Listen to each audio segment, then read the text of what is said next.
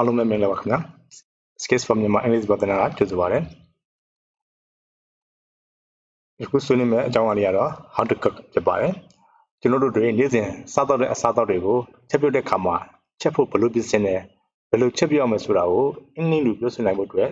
သိရမယ့်စကားလုံးတွေကိုရွေးချယ်ဖော်ပြပေးသွားမှာဖြစ်ပါတယ်ကျွန်တော်တို့ပြပမှာကျောင်းတက်ဆင်ကလည်းပဲမကြာခဏဆိုလို့အခြားနိုင်ငံသားကျောင်းသူကျောင်းသားတွေနဲ့အတူချက်ပြုတ်စားတော့လို့ရှိခဲ့ပါတယ်အဲ့ချိန်မှာဒီဟင်းချက်ရမှာသုံးတဲ့စကားလုံးတွေကိုသုံးပြီးပြောဆိုခဲ့ကြရပါတယ်ယခုဒီသင်ခန်းစာတွေမှာအချက်ပြုတ်စကားလုံးတွေကိုရွတ်ထမှုမရှိအောင်တစ်ခုနဲ့တစ်ခုရှင်းရှင်းလင်းလင်းကိုယ်ကိုယ်ပြပြ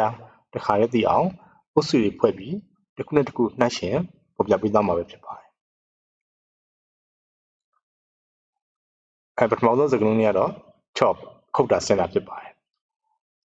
to cut something into pieces for example chop the carrots up into small pieces great ချက်တာဖြစ်ပါတယ်လုံးလုံးဆင်းတဲ့သဘောလေးဖြစ်ပါတယ်မှားတာလေးဖြစ်တော့ဆင်းတာဖြစ်ပါတယ် action or reducing something to small shreds by wrapping it on a grater for example grate the carrot finely into small pieces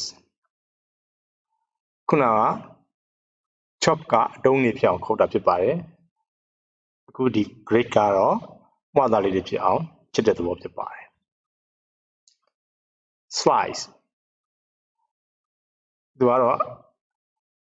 ဒီပဲစားတူညီတဲ့ပေါ့နော်အချက်လိုက်လေးတွေဖြစ်သွားအောင်အလွှာလိုက်လေးတွေဖြစ်အောင်လှီးတဲ့သဘောဖြစ်ပါတယ် slice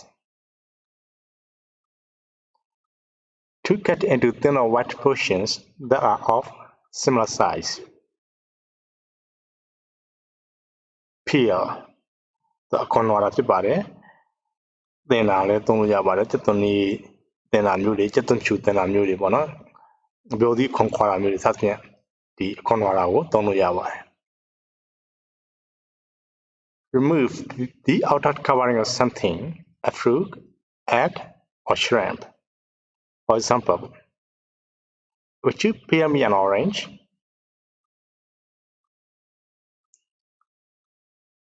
neat နေတာဖြစ်ပါတယ်အများအပြားဂျုံမှုန့်နေတာမှာသုံးတဲ့စကားလုံးဖြစ်ပါတယ် to press and stretch dough with your hands usually used when making bread for example you must knead the dough before baking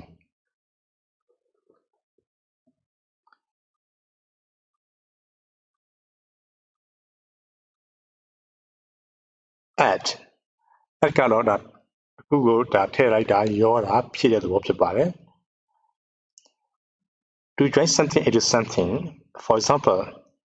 add a teaspoonful of mixed herbs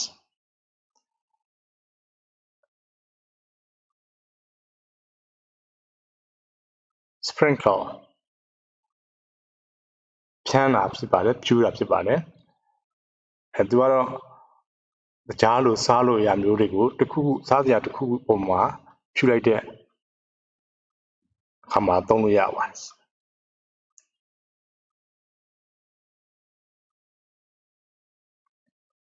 to cover an object or surface with small drops of particles or a substance for example sprinkle sugar into strawberry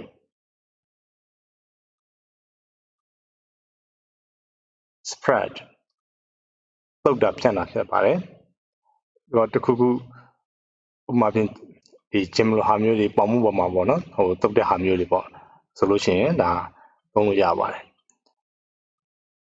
မထောပတ်လိုဟာမျိုးပေါင်မှုပေါ်မှာတုတ်တာပဲဖြစ်ဖြစ်ဒါဆိုလို့ရှိရင် spread ကိုသုံးလို့ရပါတယ် strew or distribute over an area for example he spread some strawberry jam on his toast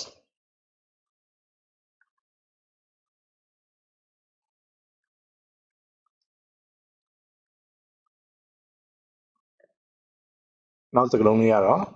ဖို့ဟာငှဲ့တာလောင်းချတာဖြစ်ပါတယ် for example pour the sauce over the pasta and serve immediately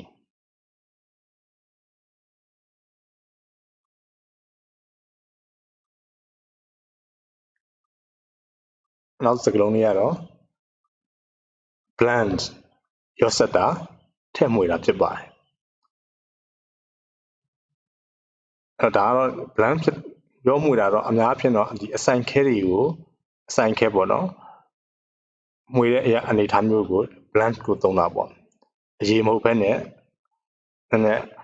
မာတဲ့ပစ္စည်းမာတဲ့အစားအောက်တွေကိုရောစက်တဲ့အခါမှာသုံးတာပေါ့နော် bland to mix ingredients so they combine together often using an appliance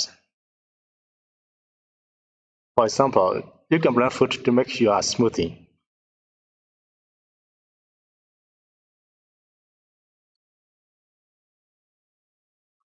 stir ဆိုတာတော့မွေတာခောက်တာဖြစ်ပါတယ်အဲကျွန်တော်တို့ဒီ coffee တွေဖြော်တဲ့အချိန်မှာဆိုလို့ရှိရင်ကြားနဲ့နှိုးစီနဲ့ထည့်ပြီးတော့မွေတဲ့အနေထားလေးပေါ့နော်သူကမွေတာခောက်တာအရည်တွေအတွက်ကိုသုံးရင်းဖြစ်ပါတယ်နော်တကယ်ခုနကအပေါ်မှာ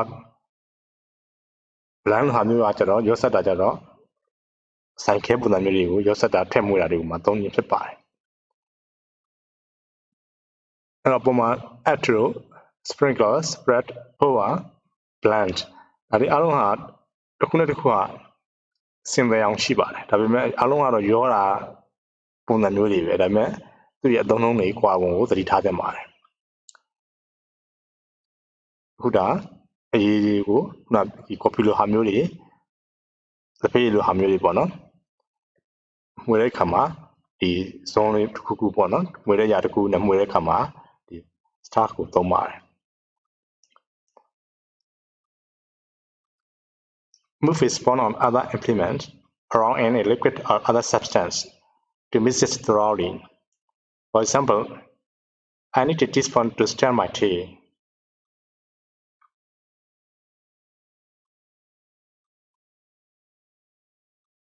Whisk. သူကတော့ညံနဲ့လှုပ်ရှားမှုလေးနဲ့ခောက်တာပေါ့မကြက်ဘူးလို့ပါလို့မျိုးခောက်တဲ့နေရာမှာသူကဒီစကလုံးကိုသုံးပါတယ်သူကမှွေတာပဲဒါပေမဲ့သူ့ရဲ့ဟာလှုပ်ရှားမှုကမြန်ဆန်တဲ့လှုပ်ရှားမှုလေးနဲ့ခောက်တဲ့သဘောလေးပေါ့နော်မှွေတဲ့သဘောလေးပါခုနကျွန်တော်တို့ coffee တစ်ဖိတ်ဖြော်တဲ့ချိန်မှာဆိုလို့ရှိရင်သူကမြန်ဆန်စရာအဲ့လောက်ထိမလိုဘူးဒါပေမဲ့ကြက်ဘူးလိုဟာမျိုး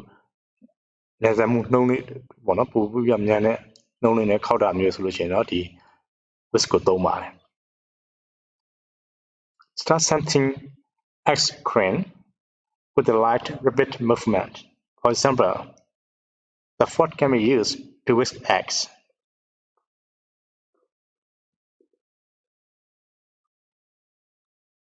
Scramble.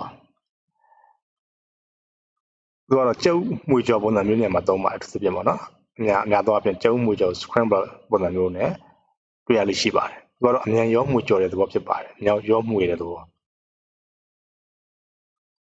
To mix something rapidly. For example, mix the toast and scramble the eggs.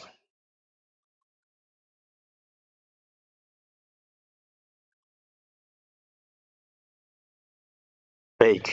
အလုံးသိပြီးသားဖြစ်ပါလိမ့်မယ်ဒါဖုတ်တာဖြစ်ပါတယ်ဒါပေမဲ့သူကဖုတ်တာဟာမီ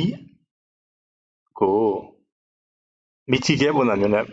အပူနဲ့ဖုတ်ခြင်းဖြစ်ပါတယ်မီထောက်ပုံစံမျိုးပေါ့နော်သူရဲ့ဒီ flame မီထောက်နဲ့သူကမထိပါဘူးသူဒီ bake ကိုသုံးပြီဆိုလို့ရှိရင်မီထောက်နဲ့မထိရပါဘူး Heat food without direct exposure to the flame typically in an oven or on hot surface for example bake the potatoes for 15 minutes till they are nice and crisp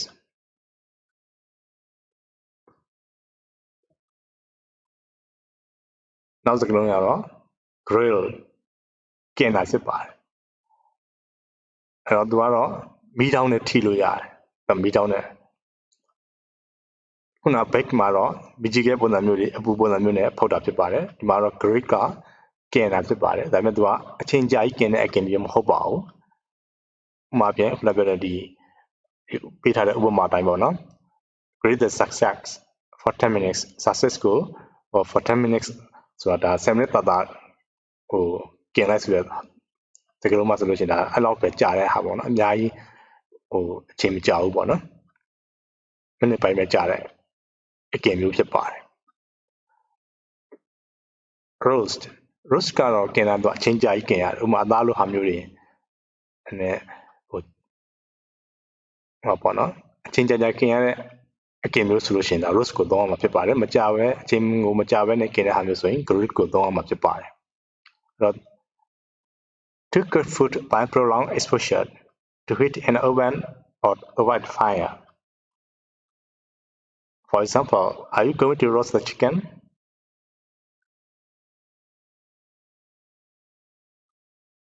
boil ဒါပြုတ်တာဖြစ်ပါတယ်ဟောဒီပုတ်ဆူအောင်ပြုတ်တဲ့အခါမှာသုံးတဲ့စကားလုံးဖြစ်ပါတယ် heat water or another liquid until little bubbles form for example boil the potatoes until they are cooked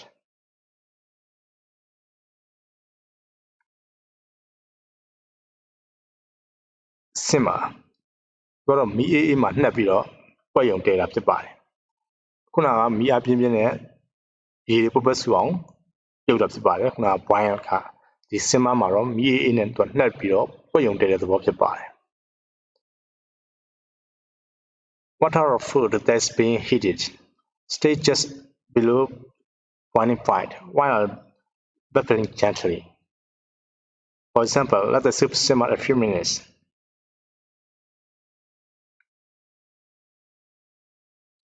Steam ပေါင်းတာဖြစ်ပါတယ်။ဒီကတော့ရင်းနှီးမှုပုံစံကိုသုံးပြီးတော့ချက်ပြုတ်တဲ့ပုံစံမျိုးဖြစ်ပါတယ် steam. Steaming is a moist heat method of cooking. For example, steamed bananas, steamed